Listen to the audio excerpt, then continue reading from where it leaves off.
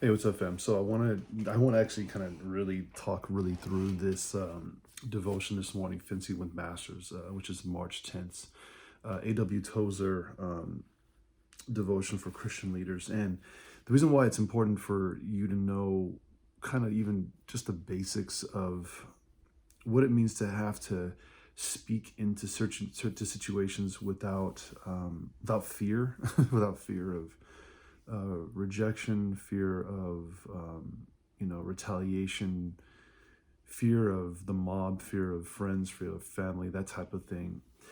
The scripture is actually pretty clear that, I mean, the verse here from 2 Timothy chapter 4 verse 3 to 4, it states here, for the time will come when they will know when they will not endure sound doctrine, but after their own lust they heap to themselves teachers having itching ears, and they shall turn away their ears from the truth, and shall be turned unto fables, or unto myths, or unto lies.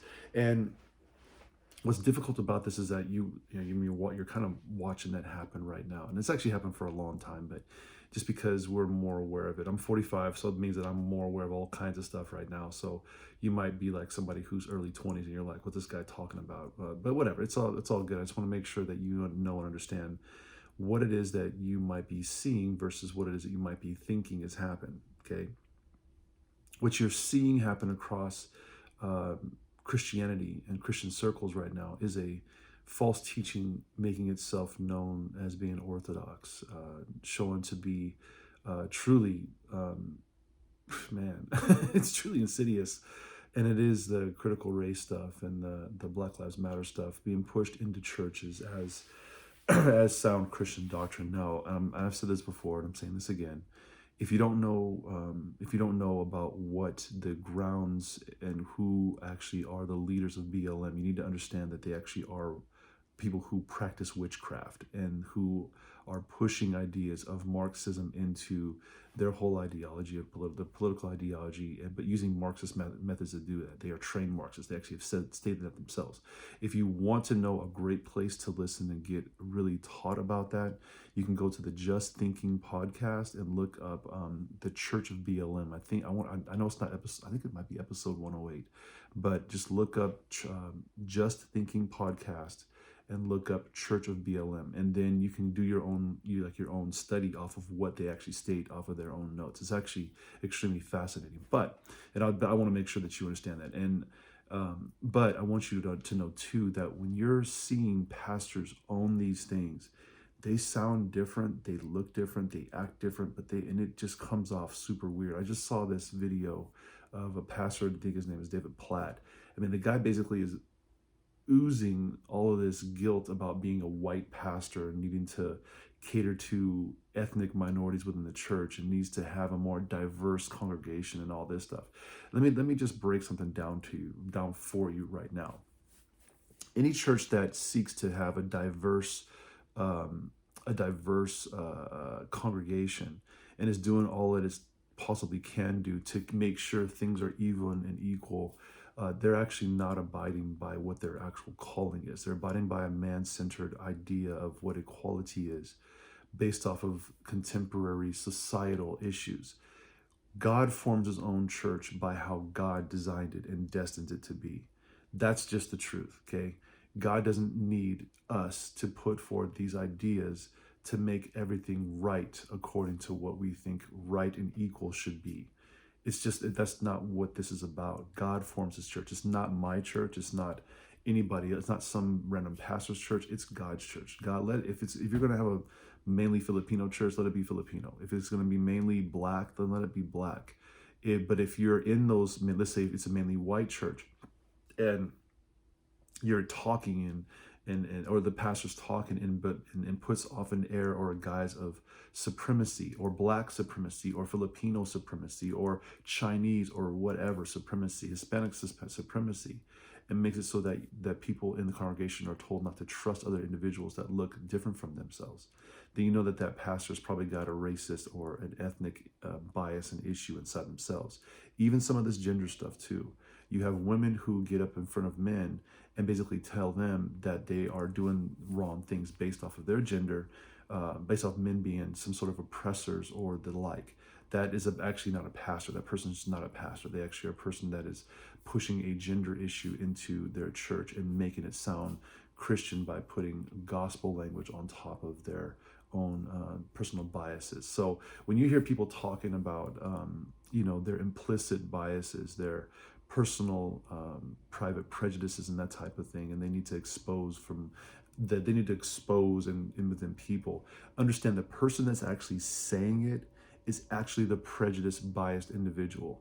What they're doing is they're projecting that onto other people, and they're not dealing with their own bias, their own prejudice, but they're blaming other people for it. But they're especially blaming other Christians and blaming other, especially male pastors and like that, especially male white pastors, or strong black pastors, and they're making it so that these individuals are to blame for society not being what they deem to be right and equal and correct according to their own ideas. These are man-centered ideas pushed off as gospel, and they are not gospel. Okay, they're not. God forms it, God does it. We basically are along for the ride. I've said this in other places, but I want to make sure that you say it, you hear this, God, that when this devotion says fencing with masters, I know that you are not afraid of me, but you are afraid nevertheless of what I'm going to say. Probably every faithful preacher today is fencing with masters as he faces his congregation. The guard is always up, the quick parry is always ready. And this is what the deal is. People are more prone to try to defend these ideas, these man-made philosophies, these unbiblical ideas that are pushed into the Bible text eisegetically, and then people try to exegete the text by pointing out different scriptures to back up what their ideas, their own biases, their own prejudices, their own eisegetical methods of teaching are. They will do that because they need something to back up what they believe. If there's I posted the other day of this other white guy. He actually is a gay pastor, minister up in I think it's in Washington. First off, there's some issues there about the sexuality that need to be addressed. But then secondly, to call Jesus a racist, I mean, not only are you blaspheming, but you're teaching this as a pastor or a minister. So and if you don't know anything about scripture, you've got to understand, I think it's in 2 Timothy, that every single one of us as pastors or teachers or preachers or ministers will be held to a higher standard. This person's going to burn because they are calling Jesus a freaking racist. I mean, that's just ludicrous and stupid. But that's what it means to actually be fencing with these people who have mastered these ideas and are using them against people because they feel and they understand how to manipulate, how to maneuver through the culture and make themselves bigger via these false ideas. And you need to know that the basis of your faith is nothing to do with equality. It's nothing to do with gender rights. It's nothing to do with societal wrongs. Nothing to do with people at the borders. Nothing to do with folks who are rich or poor. It's nothing to do with that. It's about sin. Basic, simple sin. That's all this is about. And anybody else is preaching and teaching these things as auxiliaries that are supposed to be the primary within their churches or within the biblical text. They're teaching you heresy, and they're not teaching you the truth of the gospel. You need to understand this, because if you don't, you'll be led astray and you'll think you're Christian. These people are, and I did a video yesterday on YouTube about the resurrectionless Christ. There's actually other people out there who are talking about Christless Christianity, but it's and I talk about resurrectionless Christianity. And the resurrectionless Christianity are individuals who want the best life now as far as ethnic equality, gender equality, and all these other things, who want to push these things into the world because they need to destroy systems so that they can get what they want and everything is right according to their own eyes, negating that God makes everything right, not people. So I want you to understand that when you read this devotion today, when it says we have become so learned, so worldly, and so sophisticated, and so blasé, and so bored, and so religiously tired, that's speaking to so many people within this culture right now. It's definitely speaking to some people, especially this thing about so learned.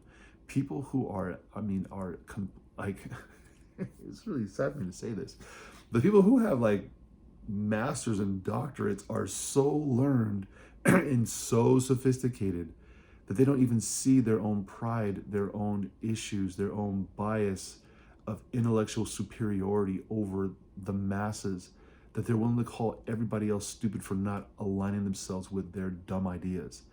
I mean, all the academics, their ideas don't work in the real world. It's just facts. Okay. Now, if all these academic people that think that they've got the best ideas of running the world, they'll be the first ones to starve, because people who like actually do work, that aren't just trying to teach stupidity to other people, who actually are out there doing work, those people understand what the world actually looks like. There's not just some like academic idea that you can get graded on paper for. Like there's like some of their ideas, I mean seriously, their ideas are stupid. They don't equate to anything actually becoming equal, because you can't, you always, like if you understand, I'm gonna do a video today about this, but if you understand what it means that our society is being broken down to nothing right now, then you'll really understand what's happening with these cartoons and these labels and stuff like that. People are doing all that they can, because these people who are academics and intellectuals, they are pushing their ideas as truth when their ideas are nothing but falsehood, and they are Marxists to the core. These people are communist Marxists, and you shouldn't give them any voice. You shouldn't give them any of your any control.